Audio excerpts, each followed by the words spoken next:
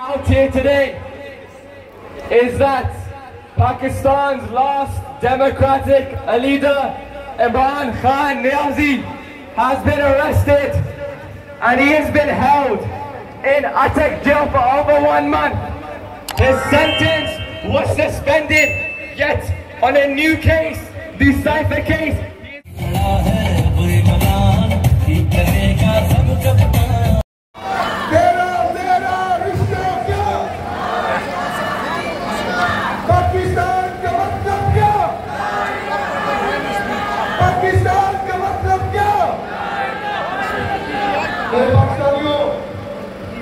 ये जो हमारे लीडर के साथ ऐसा लीडर अगर वो चाहता तो इनकी तरह पूरी दुनिया में अपनी प्रॉपर्टीज खरीद सकता था।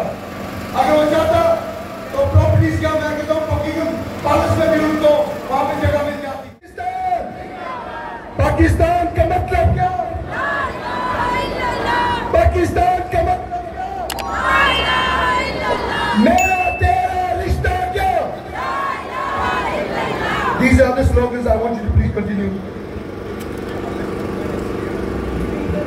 चोर चोर चक्के सारे कच्चे